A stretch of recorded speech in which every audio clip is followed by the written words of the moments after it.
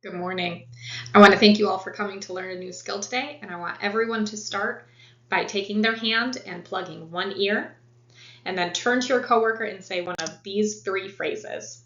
You might say some others, or smothers. Do you know what your coworker said? You might have taken a guess, but are you certain? Are you positive? No. Not only did I take away the luxury of context clues, but we also took away half of your hearing. My name is Danielle Bluteau, and I'm the Senior Scheduler for Otolaryngology, Speech Pathology, and Audiology here at the University of Michigan. Most specifically, I am the lead specialty scheduler for ears, nose, and throat concerns. And today we're going to talk about sudden sensorineural hearing loss and what you can do as a scheduler to help take care of these patients effectively. So why did plugging one ear make it so difficult to understand the difference in the words? Well, sure, they're similar, but our auditory system is designed to create spatial awareness by having both ears functioning together and working as a team. So what happens when one of those ears abruptly stops working?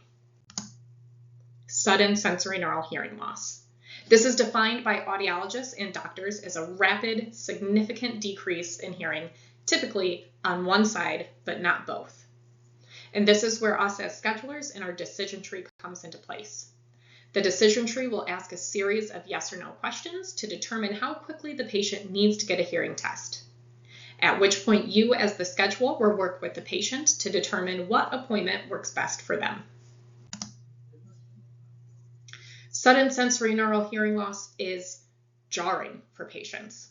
It's not common, and most physicians outside of ENT or the ears, nose, and throat team aren't aware of this condition or its severity. It comes on rapidly. The window for these patients to become aware this is happening, contact the right people, get the appropriate testing, and the appropriate treatment is small. When we talk about this, we're talking about less than 60 days for all of those steps to happen.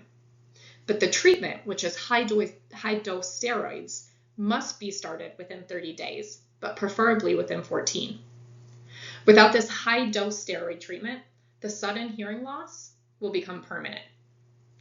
In an ideal situation, the patient calls immediately.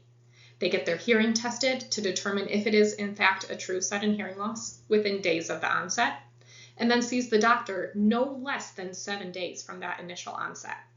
This increases the odds that the steroids will take on the first try, and it also keeps the window big enough that in the event the steroids don't take on that first try, we have another window to have the physician inject steroids through the tympanic membrane. This means going in and literally injecting a liquid steroid into the inner ear through the tympanic membrane, or most commonly known as the eardrum. And you might be thinking, Danielle, how am I supposed to remember all of this? The decision tree.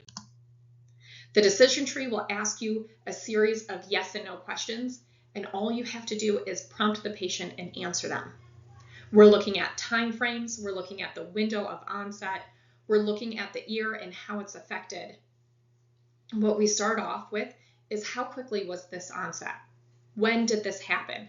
If this has been happening slowly over months, this is not a sudden hearing loss, and this patient can schedule as normal.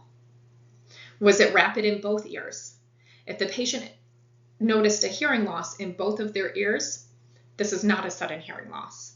If there's drainage, things like this are indicative of other symptoms and other causes. So those patients can all schedule as normal. Once this patient has their hearing test scheduled, the audiologist will determine if this is a true sudden hearing loss and they do need help. That takes us to the point where they see the physician. The physician will start them on steroids and monitor their case on a weekly basis from there to ensure that the patient does get all of their hearing back. And this is how we help. We need to remember to be patient.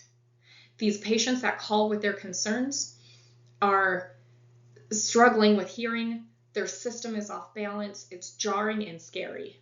So we need to be patient with them. We need to utilize the decision tree. We need to ask the questions in the order that they come to ensure that the appropriate time frame is scheduled.